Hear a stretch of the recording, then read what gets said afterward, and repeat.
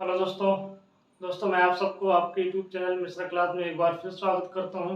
दोस्तों आज हम लोग इस चैप्टर का पार्ट नंबर 2 लेकर आ गए हैं। चैप्टर हमारा है त्रिकोणमिति का परिचय। हम लोग ने पार्ट 1 को कल स्टार्ट किया था और कल हम लोग ने वहां पर पढ़ा था। तो पार्ट 1 में हम लोग ने बेसिक चीज़ें पढ़ी थी सारी। त्रिकोणमिति रेशियो, अनुपात क्या होता है, कैसे कैसे फार्मूला ड्राइव होते हैं, हम लोग ने वहाँ पर सारी चीज़ें पढ़ी थी। आज की वीडियो हम लोग एग्जाम्पल से शुरुआत करेंगे। जो भी एनसीईआरटी बुक के एग्जाम्पल्स होंगे उसको हम लोग सॉल्व करेंगे। उसके बाद हम लोग प्रश्नावली 8.1 पे स्टार्ट करेंगे वहां पर। ठीक है दोस्तों, तो चलिए स्टार्ट करते हैं हम दोस्तों। और अगर आप लोग को वीडियो पसंद आएगी तो वीडियो को सब्सक्राइब, लाइक और कमेंट जरूर कर दीजिएगा दोस्तों। तो चलिए स्टार्ट करते हैं हम लोग। आज लिखा हुआ यदि 10a बराबर लिखा हुआ 10a बराबर लिखा हुआ 4/3 है। क्या दिया हुआ है? 10a बराबर दिया हुआ है 4/3। तो कोण ए के अन्य त्रिकोणमितीय अनुपात ज्ञात कीजिए दोस्तों। तो चलिए जो दिया है उसको पहले यहाँ पर लिख लेते हैं। दिया है, ठीक है दोस्तों, क्या दिया हुआ है? 10a बराबर दिया हुआ है 4/3 दोस्तों। तो इसके लिए हमें क्या करना पड़ेगा? एक त्रिभुज बनाना पड़ेगा। वो त्रिभुज कैसा होगा? समकोण त्रिभुज होगा। तो दोस्तों साइड में हम लोग समकोण त्रिभुज बनाएंगे दोस्तों। ठीक है, चलिए मैंने ये त्रिभुज बना दिया है। ठीक है दोस्तों, छोटा सा बन गया त्रिभुज। यहाँ तक बात समझ आ गई। इसको ए मान लीजिएगा, इसको आप बी मान लीजिएगा, इसको आप सी मान लीजिएगा दोस्तों। ठीक है, ये आपका 90 डिग्री है, 90 डिग्री है दोस्तों। यहाँ तक बात समझ आ गई है। अब देखिएगा एंगल कहाँ पे रखा जाएगा, सी पे कि ए पे? तो दोस्तों ये क्या दिया हुआ है? 10c दिया हुआ है कि 10a दिया हुआ है। एंगल की जगह पे ए दिया हुआ है, तो यहाँ पर हम लोग एंगल रखेंगे। ठीक है दोस्तों, तो एंगल कहाँ पर रखेंगे? वहां पर ए पॉइंट पर, मतलब एंगल ए हो जाएगा वहां पर। ठीक दोस्तों, ये बात समझ आ गई। तो हमने लेट कर लिया कि ये एंगल जो बन रहा है थीटा डिग्री बन रहा है। ठीक है, चित्र में मैंने बना दिया है। अब आपको हमने कल बताया था कि ये वाली साइड को हम लोग क्या बोलेंगे? कर्व बोलेंगे दोस्तों। और इस वाली साइड को हम लोग क्या बोलेंगे? आधार बोलेंगे। और इस वाली साइड को हम लोग क्या बोलेंगे? लंब बोलेंगे। ये कल हम लोग ने बात कर लिया है आपसे। ठीक है, यहाँ पर। और जिन दोस्तों को अगर कल वाली वीडियो नहीं देखा है तो मैं डिस्क्रिप्शन में दूंगा, आप वहां पर जाकर कल वाली वीडियो जरूर देखिएगा, तभी आपको ये समझ में आएगा दोस्तों। ठीक है, तो यहाँ तक आपको बात समझ में आ गई है। ठीक है, अब देखिएगा, आप बताइए मुझे 10a बराबर होता क्या है? 10a बराबर होता क्या है? तो ये हमने एक आपको बताया था कि आपका लाल बट्टे का याद रखिएगा, सारा चीज यहीं से आपका हो जाएगा। ये बात समझ में आ गई। ठीक है, तो 10a बराबर होता है लंब बटे आधार। बात समझ में आ गई कैसे होता है? हमने कहा था कि ये वाली जो लाइन होती है, ये वाली जो लाइन होती है साइन को शो करती है, और ये वाली लाइन जो होती है कॉस को शो करती है, और ये वाली जो लाइन होती है ये किसको शो करेगी? किसको करेगी? टेन को करेगी। तो टेन थीटा बराबर का हो जाएगा एल अपॉन ए। एल क्या है? लंब है, और ए क्या है? आधार है। तो 10a बराबर का हो जाएगा लंब बटे आधार हो जाएगा। बात समझ में आ गई? बात समझ में आ गई है। ठीक है, अब यहाँ पर देखिएगा, अगर मैं इन दोनों में कंपेयर करूं तो इसका LHS बराबर है दोस्तों। अगर मैं इन दोनों में कंपेयर करूं तो इसका LHS बराबर है। मैथ में हमको पता है कि जब LHS और LHS बराबर हो जाता है तो ऑटोमेटिक RHS को भी बराबर होना पड़ता है। तो मैं ये कह सकता हूँ मैं ये यहाँ पर बोल सकता हूँ कि ये इक्वेशन मान लेते 1 है दोस्तों, ये इक्वेशन 2 है। ठीक है, तो हम लोग ये कह सकते हैं कि लंब बटे आधार बराबर कितना हो जाएगा? 4/3 हो जाएगा। एकदम बेसिक सब बात है। ठीक है, मैं डायरेक्ट यहाँ पर कर सकता था, लेकिन आपको समझाने के लिए यहाँ पर बेसिक का सहारा ले जा रहा है एकदम, क्योंकि आपको समझ में आना चाहिए। मैंने कहा कि मेरे पास दिया हुआ 10a बराबर दिया हुआ है 4/3 दोस्तों। तो हमने एक चित्र बनाया समकोण त्रिभुज का। अब एंगल कैसे पहचानेंगे, कहाँ बनेगा? यहाँ तो 90 डिग्री बनेगा, कंफर्म है। तो बचा ए और सी। तो यहाँ पर tan ए की बात कर रहा है तो एंगल यहाँ पे फाइंड करेंगे। जब एंगल वहां बन जाएगा तो ये आधार हो जाएगा, ये लंब हो जाएगा, ये कड़ हो जाएगा। इसकी पहचान मैंने कल की वीडियो में बताया था, ठीक है दोस्तों। तो यहाँ तक बात समझ आ गई। तो tan ए बराबर का फॉर्मूला क्या होता है, तो मैंने कहा कि लाल बटे कल का याद रखिएगा। तो tan ए बराबर क्या होता है, लंब बटे आधार होता है। तो ये ठीक है। अब देखिएगा, अब मुझे बताओ लंब कितना आ गया है, तो बोलोगे 4 के आया हुआ है। ठीक है, आपको पता है कि जब रेशियो से कोई वैल्यू बाहर निकालते हैं तो एक अल्फाबेट उसके साथ जुड़ जाता है। तो यहाँ पर लंब कितना आएगा, 4 नहीं आएगा, कितना आएगा 4 के। हमेशा याद रखिएगा एक अल्फाबेट आपको जोड़ना है, वो एक्स से लेकर वाई जेड तक कुछ भी हो सकता है दोस्तों, मतलब ए से लेकर जेड तक कुछ भी हो सकता है। तो मैंने के मान लिया, तो लंब बराबर क्या हो जाएगा, 4 के हो जाएगा। ठीक है दोस्तों, आप कुछ भी 4 सी मान सकते हो, 4 ए मान सकते हो, मतलब कुछ भी मान सकते हो ए से लेकर जेड के बीच में। ठीक है दोस्तों, तो हमने क्या कहा, लंब आपका 4 के हो गया। तो आधार कितना हो जाएगा दोस्तों, आधार कितना हो जाएगा, बोलोगे सर 3 के हो जाएगा। बात समझ में आ गई, बात यहाँ पर समझ में आ गई है, ये बात आपको समझ में आ गई है। तो बताइए यहाँ पर बताइए लंब कितना है, तो बोलोगे सर जी 4 के है। ठीक है, यहाँ से यहाँ तक की दूरी कितनी है, 4 के है दोस्तों। ठीक है, लंब हो गया 4 के और आधार कितना है, 3 के है, मतलब यहाँ से यहाँ तक की दूरी कितनी है दोस्तों, 3 के है। बात समझ में आ गई। इसका मतलब मुझे कड़ यहाँ पर फाइंड करना है, इस चित्र में कड़ को हमें निकालना है। तो देखिएगा यहाँ पर जगह यहाँ पर है, तो हम लोग करते हैं त्रिभुज ए बी सी में। ठीक है दोस्तों, त्रिभुज ए बी सी में। ठीक है, यहाँ तक मैंने लिख दिया है। अब आपको पता है कि पाइथागोरस थ्योरम क्या होता है, आपको पता है, नहीं पता होगा मैं लिख देता हूँ,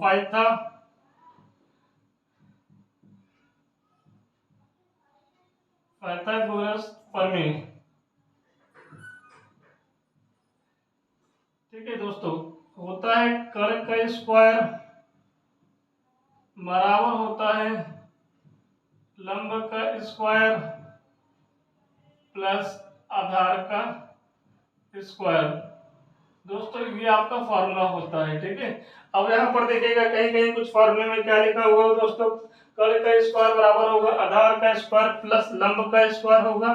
ठीक है, तो याद रखिएगा जब भी प्लस, अगर दो नंबर के बीच में प्लस साइन होता है तो नंबर चाहे आप आगे पीछे कर लो कोई फर्क नहीं पड़ता दोस्तों। ठीक है, आप 2 + 5 जोड़ो तब भी 7 आएगा, 5 + 2 जोड़ोगे तब भी 7 आएगा। तो कंफ्यूजन मत होइएगा सर जी आपने तो ये गलत लिख दिया, आधार यहाँ पे होना चाहिए लंब वहां पर, ऐसी बातें मत करिएगा। ठीक दोस्तों, यहाँ पर तो ये होता है। ठीक है, कड़ का स्क्वायर बराबर लंब स्क्वायर प्लस आधार स्क्वायर। यहाँ तक बात समझ आ गई। अब यहाँ पर हम लोग क्या करेंगे, वैल्यू पुट करेंगे। ठीक है दोस्तों, कड़ का पता नहीं है दोस्तों, तो इसको ऐसे एज इट इज लिखेंगे, कड़ का स्क्वायर ऐसे लिखेंगे दोस्तों। ठीक है, लंब कितना है दोस्तों, यहाँ पर देख लीजिए, यहाँ पर देख लीजिएगा लंब कितना है, 4 के स्क्वायर है, 4 के का होल स्क्वायर लिख लिया मैंने। फिर प्लस का आधार कितना है दोस्तों, 3 के का होल स्क्वायर। दोस्तों ये बात समझ में आ गई, इतनी बात बिल्कुल बेसिक से पढ़ा रहा हूँ, आप देख रहे हैं ये डायरेक्ट क्वेश्चन हो सकता था ट्रिपलेट लगाकर, लेकिन दोस्तों हम लोग सोच रहे हैं कि जैसे 2-3 बच्चे अगर देख रहे होंगे तो उसमें एक बच्चे मान लीजिए तेज होगा पढ़ने में, बाकी तो बच्चे एकदम वीक होंगे जो कि उनको बिल्कुल जीरो से पढ़ाना है। तो मैं उन लोग के लिए भी क्लास को लेकर आया हूँ दोस्तों। तो ठीक है, थोड़ा सा आप लोग देखिएगा इसको, मैं डायरेक्ट नहीं बताऊंगा यहाँ पर क्योंकि बहुत सारे बच्चे होंगे जो एकदम बेसिक से पढ़ रहे होंगे। तो चलिए इसको हमने क्या किया, यहाँ पर मैंने वैल्यू पुट कर दिया। 4 का स्क्वायर होता है 4 चौक 16, तो 16 कर दिया, यहाँ पे 16 लिखेंगे। के का स्क्वायर करोगे तो कितना आ जाएगा, के स्क्वायर आ जाएगा दोस्तों। फिर यहाँ पर प्लस साइन लगाएंगे, प्लस साइन लग गया। 3 का स्क्वायर कितना होगा, 9 होगा। के का स्क्वायर कितना होगा, के स्क्वायर होगा। तो ये बात आपको समझ में आ गई, ये बात आपको समझ में आ गई। दोनों देखो जो टर्म है, दोनों टर्म एक ही परिवार के हैं, तो ये मतलब लाइक टर्म इसको बोलेंगे। तो दोनों क्या हो जाएंगे, आपस में जुड़ जाएंगे। तो यहाँ पर इस लिखते जाओ भाई, कड़ का स्क्वायर हम लोग निकाल रहे हैं। ठीक है, तो यहाँ पर भी क्या आएगा, कड़ का स्क्वायर आ जाएगा दोस्तों। ठीक है, तो यहाँ पर जब दोनों को जोड़ोगे, दोनों को जब जोड़ोगे कितना आएगा, 25 के स्क्वायर आ जाएगा दोस्तों। बात समझ में आ गई, 25k² आ जाएगा। यहाँ तक आपको बात समझ में आ गई है। चलिएगा अब देखिएगा, मैं एक काम करता हूँ, इसको कर का स्क्वायर लिख देता हूँ, यहाँ पर लिख दिया दोस्तों।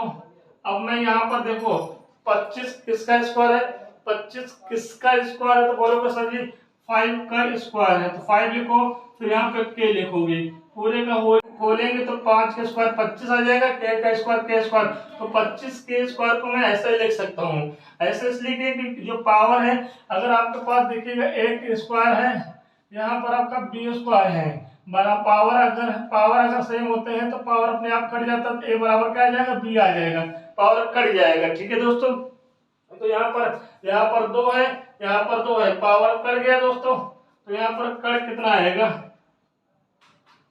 कट आ जाएगा 5k आ जाएगा।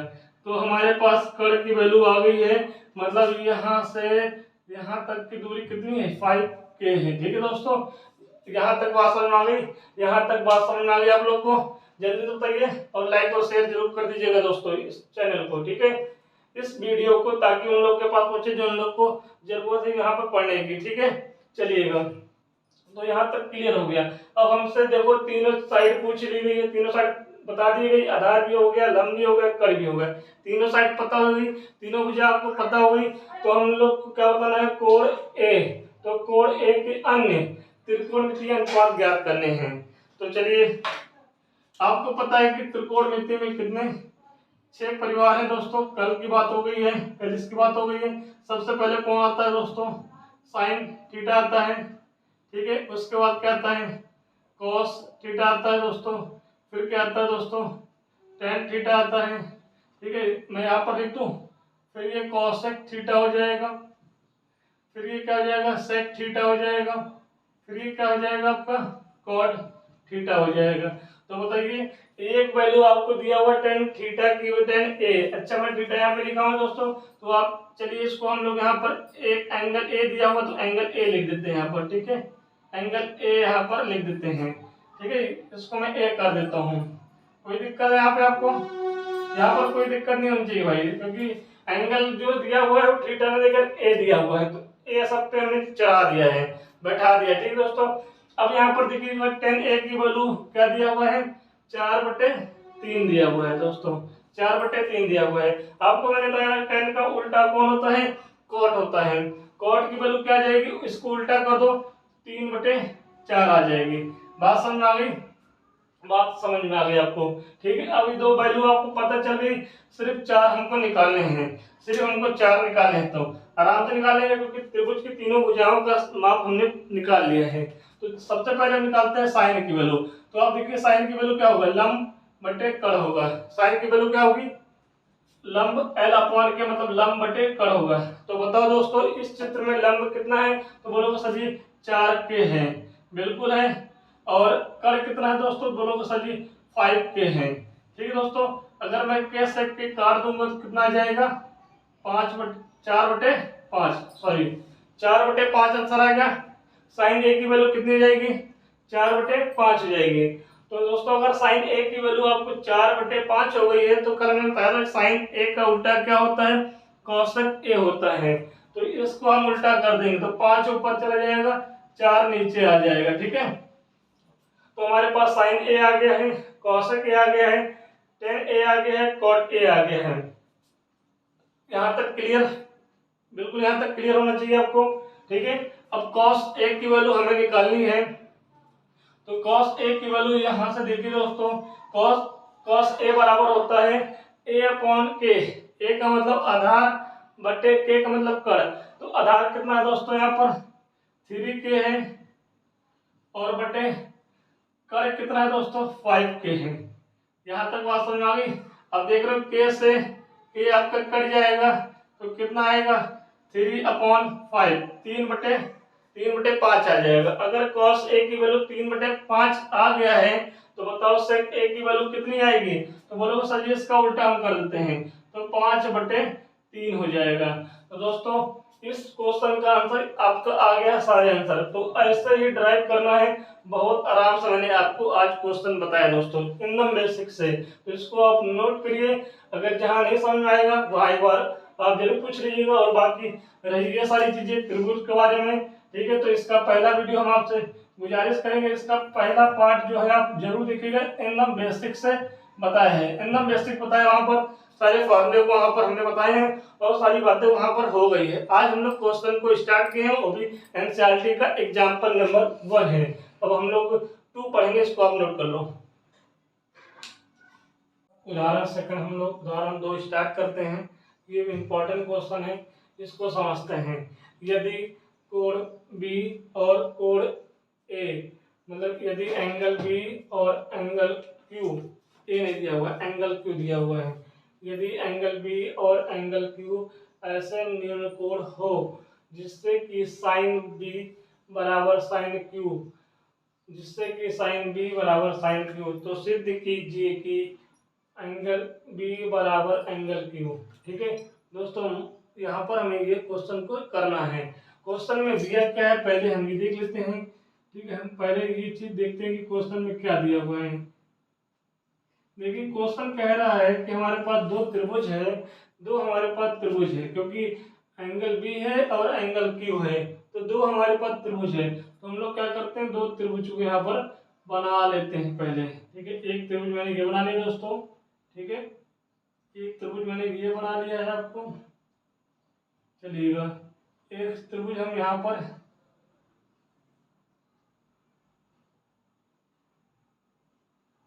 ये बना लिए हैं दोस्तों। ठीक है, मैंने 2 त्रिभुज को बना लिया है, इसको ए बी और सी ले लिया दोस्तों। ठीक है, इसको आपने कर लिया है पी क्यू आर ले लिया है। ठीक है, 2 चित्र हमने यहाँ पर बना लिए हैं। अब दिया है हमारे पास, दिया क्या है, यहाँ पर बी और क्यू ऐसे न्यून कोण है। इसका मतलब दोस्तों ये 90 डिग्री मान लेते हैं, ये 90 डिग्री होगा। और ये भी यहाँ पर एक काम करो, क्यू इधर आएगा दोस्तों। ठीक है, क्योंकि क्यू हमारा क्या है, न्यून कोण है, तो 90 तो हो ही नहीं सकता है, तो आर यहाँ पे होगा। ठीक है, अब यहाँ पर देखिएगा, तो इसको हमने, इस वाले एंगल को हमने मान दिया है, कुछ एंगल मान लेते हैं, थीटा मान लिया है, और इस एंगल को हमने मान लिया है अल्फा। ठीक है, कुछ भी मान लीजिए, यहाँ पर कोई दिक्कत नहीं है। ठीक है, यहाँ तक बात समझ में आ गई। चलिए दोस्तों, तो इसको हमने क्या कहा, एक काम करते हैं, एंगल सी है तो ये एंगल सी मानो। ठीक है, इसको एंगल क्यू है तो एंगल क्यू ही मान के चलो। ठीक है, कहने यहाँ पर। ठीक है, अब देखिएगा, इतनी बात आपको समझ में आ गई, इतनी बात आपको समझ में आ गई है, तो बताइए ये आपका क्या हो जाएगा, आधार हो जाएगा। बात समझ में आ रही है दोस्तों। और 90 के सामने वाला ये क्या हो जाएगा, यहाँ पे कड़ हो जाएगा, और ये आपका तीसरी वाली भुजा क्या हो जाएगी, लंब हो जाएगी। ये बात समझ में आ गई। सेम टू सेम यहाँ पर भी क्या होगा, आधार होगा दोस्तों, और ये आपका कड़ होगा, और ये आपका लंब होगा। ये आपको बता इसलिए रहा हूँ कि ताकि आपको यहाँ पर क्लियर हो जाए। ठीक, सारी बातें नहीं थी, लिखने की कोई जरूरत नहीं थी। और हमारे पास दिया क्या है, हमारे पास दिया है यहाँ पर साइन बी बराबर साइन क्यू, ये गिवन है। साइन बी बराबर साइन क्यू क्या है, दिया हुआ है, और हमें सिद्ध क्या करना है, सिद्ध करना है। क्या करना दोस्तों, अगर ये दोनों चीजें बराबर दी हुई है तो एंगल बी और एंगल क्यू यहाँ पर सिद्ध करना है। तो इसको भी यहाँ पर सी यहाँ पर होगा दोस्तों, और बी यहाँ पर होगा। ठीक है, ध्यान नहीं दिया था, यहाँ पर देख लीजिएगा, सी यहाँ पर होगा और बी यहाँ पर होगा। ठीक है, क्योंकि बी और क्यू आपके न्यून कोण हैं, तो हमें तो यहीं पे रखना है, क्योंकि ये 90 डिग्री हो जाएगा। न्यून कोण पता है आपको, 0 डिग्री से बड़ा, 90 से छोटे, मतलब 0 और 90 के बीच में जो एंगल बनते हैं वो न्यून कोण होते हैं। तो दोस्तों यहाँ पर तो रखना ही नहीं है। ठीक है, तो हमने यहाँ पर अगर क्यू रखा तो यहाँ पर रखेंगे। ठीक है, यहाँ पर भी रख सकते थे। ठीक है, कोई दिक्कत नहीं है, चाहे इन दोनों को ऊपर रख दो और ऊपर वाले को दोनों नीचे ले आओ। ठीक है दोस्तों, सिर्फ यहाँ नहीं रखना है। ठीक है, तो यहाँ से आप इसको सही कर लीजिएगा। बात समझ आ गई, बात समझ में आ गई है। अब एंगल बी बराबर एंगल क्यू, ये हमें सिद्ध करना है। तो चलिए हम लोग क्वेश्चन को हल करते हैं।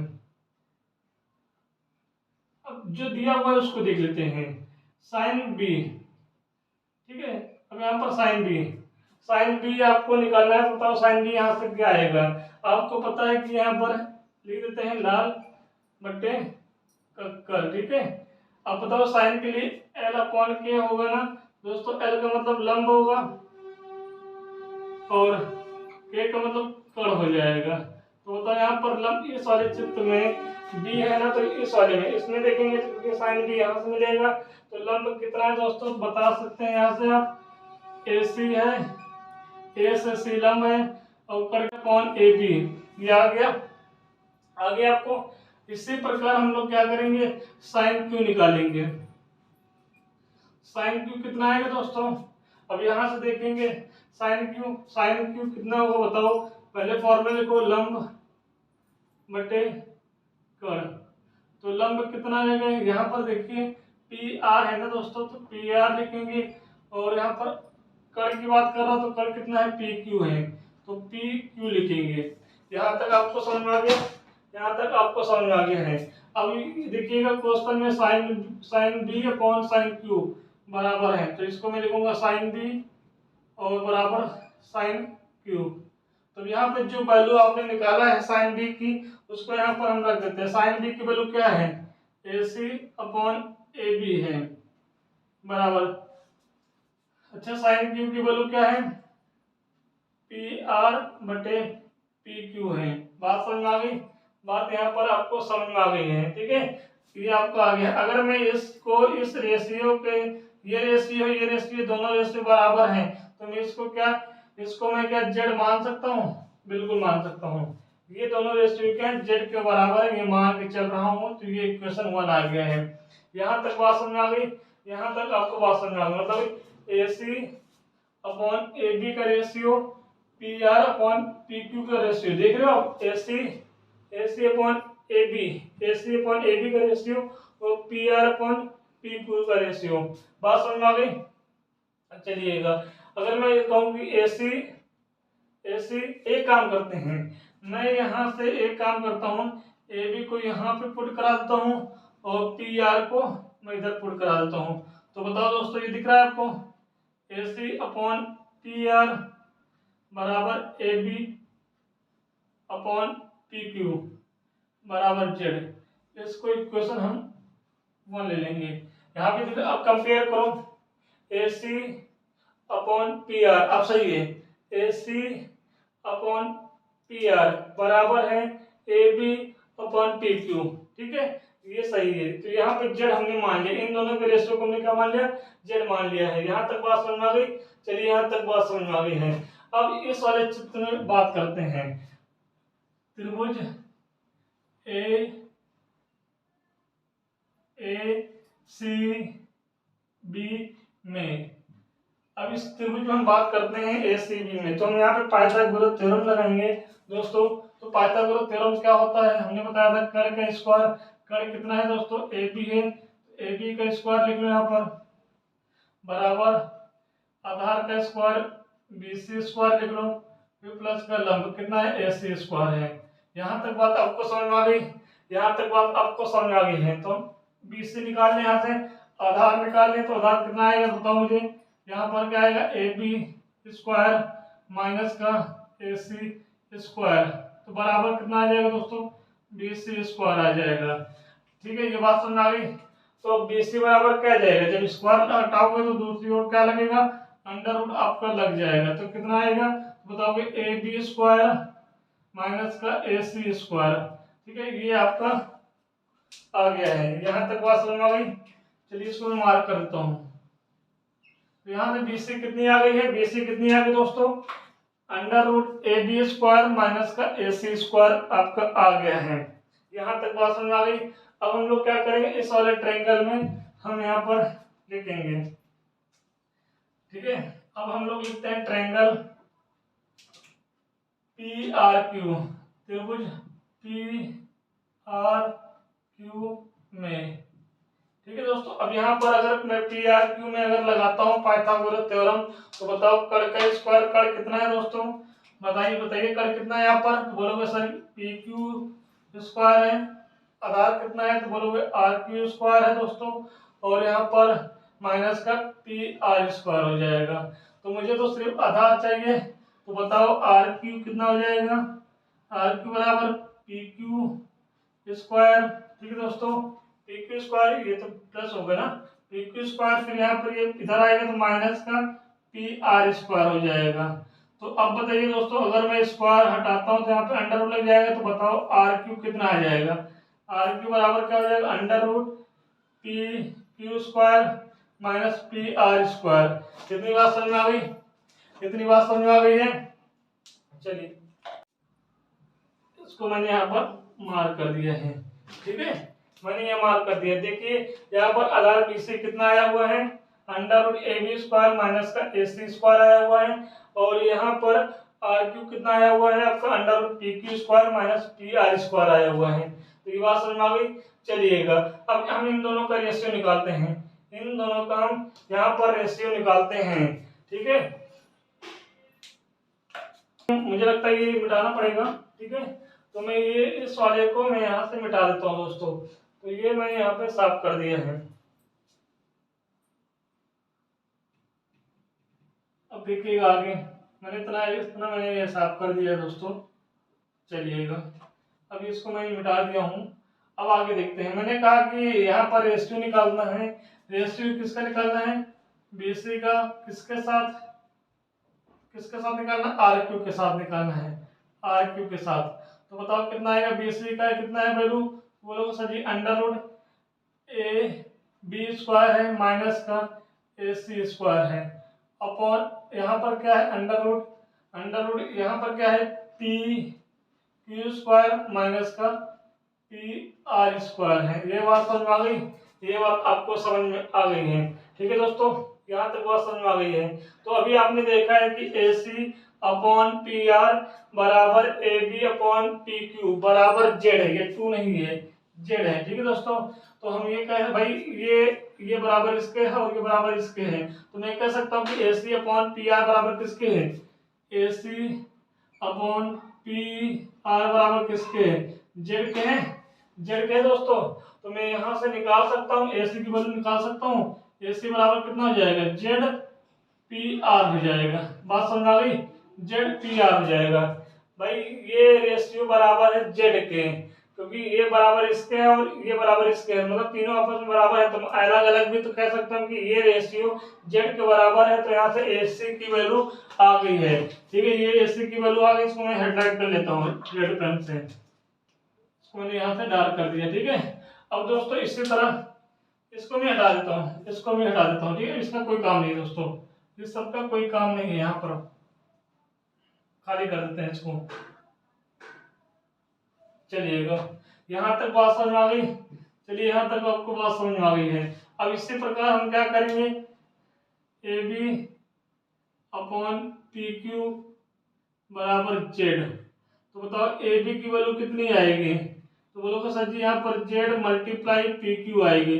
बात समझ में आ गई, जेड मल्टीप्लाई पी क्यू आ जाएगी, तो ये आपका ए बी की वैल्यू आ गई।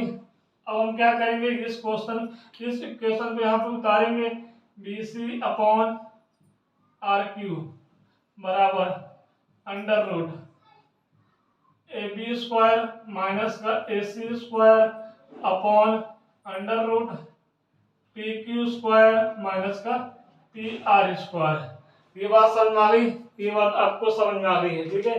तो हम क्या करेंगे यहाँ पर, अब वैल्यू यहाँ पर पुट करेंगे। अब बताइए ए बी की वैल्यू क्या है, Z P Q, Z multiply P Q है ना, तो अगर स्क्वायर लगा हुआ है तो इसका मतलब जेड स्क्वायर और पी क्यू स्क्वायर आएगा दोस्तों, ठीक है। फिर माइनस का ए सी की वैल्यू कितना है, ए सी की वैल्यू कितना है, जेड पी आर है, तो यहाँ पे स्क्वायर लगा हुआ है तो Z square P R square आएगा। फिर अपॉन कितना होगा, जो नीचे आप एज इट इज पार लीजिएगा, जैसे नीचे आपका दिया हुआ है, नीचे क्या दिया हुआ है, तो बोलिएगा सर जी पी क्यू स्क्वायर माइनस का पी आर स्क्वायर दिया हुआ है।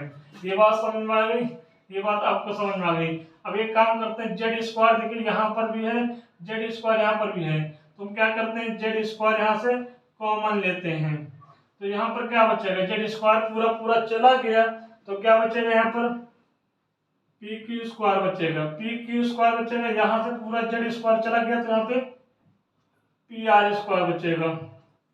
और फिर क्या होगा, नीचे जैसा लिखा हुआ है वैसा लिख देंगे, पी क्यू स्क्वायर